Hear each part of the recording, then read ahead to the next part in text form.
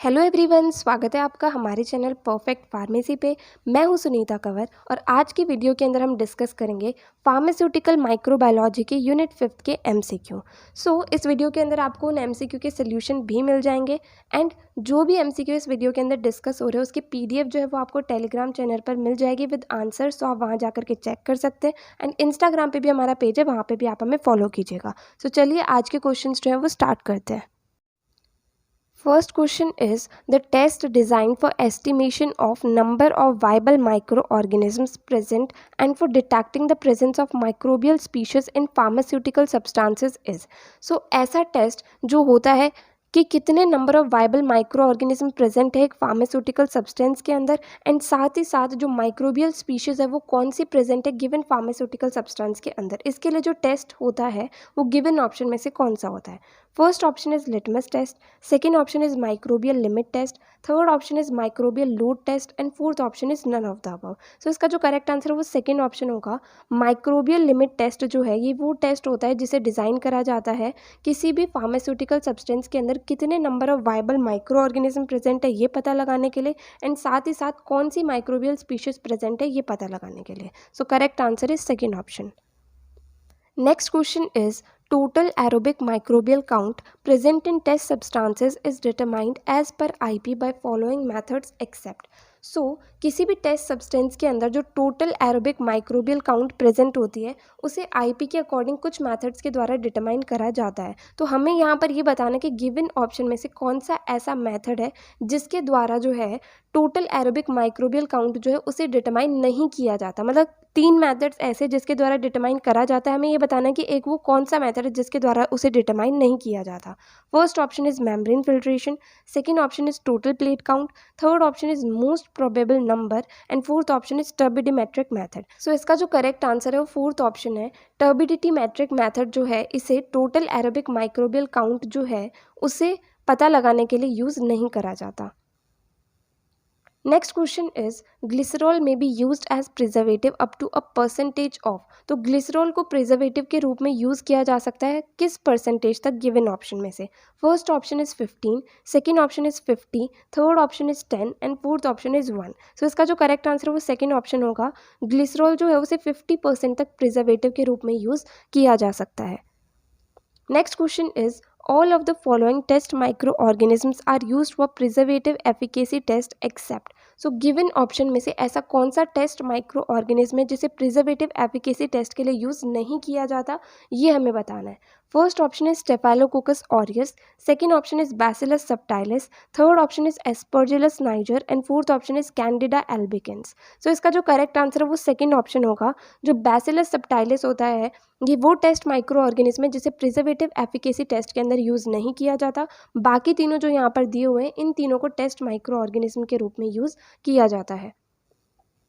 Next question is when a finite cell line undergoes transformation and acquires the ability to divide indefinitely it becomes। तो जब एक finite cell line जो है उसके अंदर transformation होता है एंड उसके अंदर ये एबिलिटी आ जाती है कि वो इनडेफिनेटली मतलब बहुत ज़्यादा वो ग्रो कर सकता है, मतलब उसकी ग्रोथ रुकती नहीं है, इतना सारा वो ग्रो कर सकता है। तो उस टाइम उसे क्या बोलेंगे गिवन ऑप्शन में से।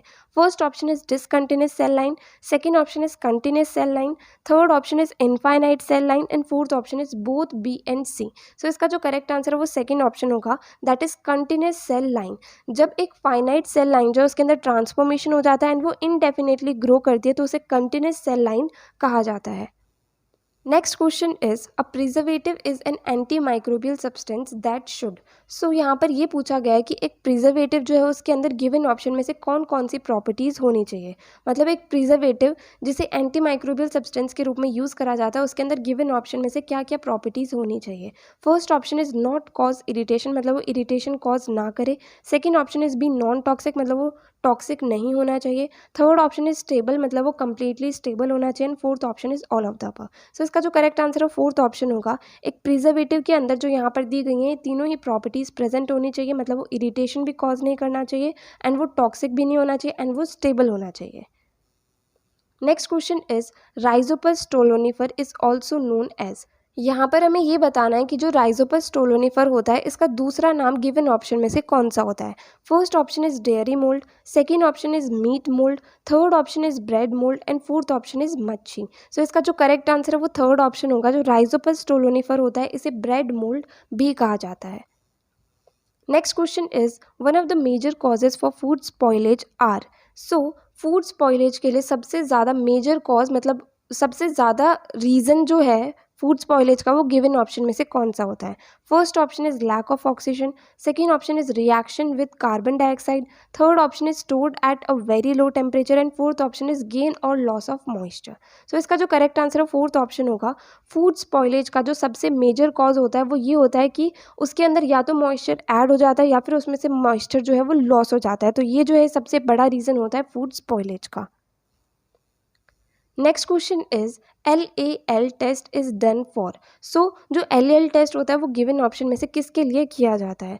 First option is oral formulation, second option is liposomes, third option is parenteral formulation and fourth option is solid formulation. So इसका जो करेक्ट आंसर है वो थर्ड ऑप्शन होगा। LAL टेस्ट जो है इसे पैरेंटल फॉर्मुलेशन के लिए किया जाता है।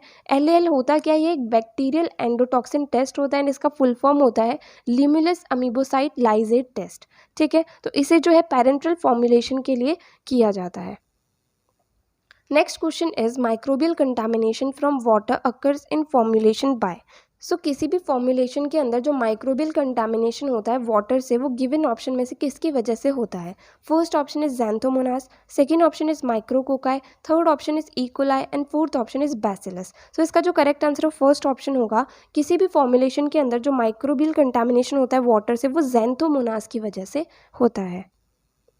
Next question is first successfully cloned animal is a. So सबसे पहला जो सक्सेसफुली क्लोन किया गया एनिमल था वो गिवन ऑप्शन में से कौन सा था। First option is lion, second option is tiger, third option is goat and fourth option is sheep. So इसका जो करेक्ट आंसर है फोर्थ ऑप्शन होगा। शीप जो है ये पहला सक्सेसफुली क्लोन्ड एनिमल है। Next question is which of the following stages is not performed while isolating a primary culture.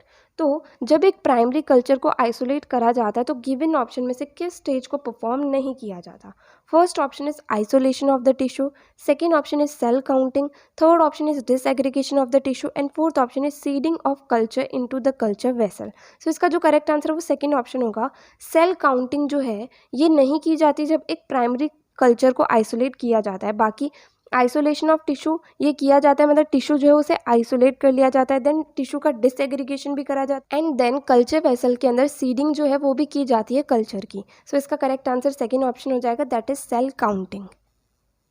Next question is artificial medias are prepared to overcome disadvantages of serum containing medias still has many disadvantages, identify one from the following। सो जो artificial medias होते हैं इन्हें बनाया गया है जिससे कि क्या करें कि जो सीरम कंटेनिंग मीडियाज़ है उनके डिसएडवांटेजेस को हम ओवरकम कर सकें। बट फिर भी जो आर्टिफिशियल मीडियाज़ है इसके कुछ डिसएडवांटेजेस हैं, तो गिवन ऑप्शन में से कौन से इसके डिसएडवांटेज है वो हमें बताना है। First option is slower growth, मतलब इसके अंदर ग्रोथ जो है वो थोड़ी स्लो होती है। Second option is more preparation time, मतलब इसे प्रिपेयर करने के लिए ज़्यादा टाइम लगता है। Third option is specific for one cell type, मतलब जो हम एक आर्टिफिशियल मीडिया को प्रिपेयर कर रहे हैं वो सिर्फ एक सेल टाइप के लिए सुटेबल होता है। And fourth option is all of the above. So इसका जो करेक्ट आंसर है फोर्थ ऑप्शन होगा। जो आर्टिफिशियल मीडिया है उसके ये तीनों ही डिसएडवांटेज होते हैं, मतलब स्लोअर ग्रोथ भी इसका डिसएडवांटेज होता है, देन प्रिपरेशन टाइम भी ज़्यादा इसके लिए चाहिए होता है एंड ये सिर्फ और सिर्फ एक ही सेल टाइप के लिए स्पेसिफिक होता है। Next question is, in the beginning, the cell suspension is isolated and inoculated in a new culture vessel with fresh culture medium. Such culture is called. So, beginning मतलब starting के अंदर क्या करा जाता है कि सेल सस्पेंशन को isolate करा जाता है, देन एक न्यू कल्चर वेसल के अंदर इनोक्यूलेट करा जाता है फ्रेश कल्चर मीडियम के साथ। तो उस कल्चर को क्या कहते हैं। तो जो स्टार्टिंग का कल्चर होता है उसे गिवन ऑप्शन में से क्या कहेंगे वो हमें बताना है। First option is primary cell culture, second option is secondary cell culture, third option is cell line and fourth option is none of the above. So इसका जो करेक्ट आंसर है फर्स्ट ऑप्शन होगा। प्राइमरी सेल कल्चर वही होता है कि starting में cell suspension को आइसोलेट करे एंड एक न्यू कल्चर वेसल के अंदर फ्रेश कल्चर मीडियम के साथ में इनोक्यूलेट कर देते हैं, तो उसे ही प्राइमरी सेल कल्चर कहा जाता है। Last question is, which of the following is not a desired characteristic of the organism to be used for industrial application? So given option में से कौन सी वो कैरेक्टरिस्टिक है जो कि जब हम किसी ऑर्गेनिज्म को इंडस्ट्रियल एप्लीकेशन के अंदर यूज़ करते हैं तो वो उसकी कैरेक्टरिस्टिक नहीं होगी. First option is should produce less amount of product, मतलब कम अमाउंट ऑफ प्रोडक्ट वो प्रोड्यूस करे. Second option is should be readily available, मतलब बहुत ही ईजिली अवेलेबल हो. Third option is should grow rapidly, मतलब बहुत ही जल्दी जल्दी ग्रो करे. And fourth option is should be non pathogenic, मतलब वो पैथोजेनिक नहीं होना चाहिए. सो इसका करेक्ट आंसर फर्स्ट ऑप्शन होगा, should produce less amount of product. ये जो है वो कैरेक्टरिस्टिक बिल्कुल भी नहीं होगी, क्योंकि हम कोई भी काम करते हैं इंडस्ट्री के अंदर तो हम ये चाहते हैं कि ज़्यादा अमाउंट ऑफ प्रोडक्ट जो है वो प्रोड्यूस हो. तो इसके लिए इसका करेक्ट आंसर फर्स्ट ऑप्शन हो जाएगा. एंड बाकी तीनों कैरेक्टरिस्टिक जो है ये डिज़ायर्ड कैरेक्टरिस्टिक हैं किसी भी ऑर्गेनिज्म की इंडस्ट्रियल एप्लीकेशन के अंदर. सो यहाँ पर आज के क्वेश्चन जो हैं वो कंप्लीट होते हैं. अगर आपको इस वीडियो के अंदर कोई भी डाउट आया हो किसी भी टॉपिक के अंदर तो आप कमेंट सेक्शन में पूछ सकते हैं. एंड अगर नेक्स्ट वीडियो आप किसी पर्टिकुलर टॉपिक पे चाहते हैं वो भी आप कमेंट सेक्शन में बता सकते हैं. एंड डेफिनेटली आपको ये वीडियो हेल्पफुल लगी हो तो प्लीज़ आप इस वीडियो को लाइक करना, ज़्यादा से ज़्यादा लोगों को शेयर करना और चैनल को सब्सक्राइब करना. थैंक यू सो मच इस वीडियो को एंड तक देखने के लिए एंड चैनल को सपोर्ट करने के लिए.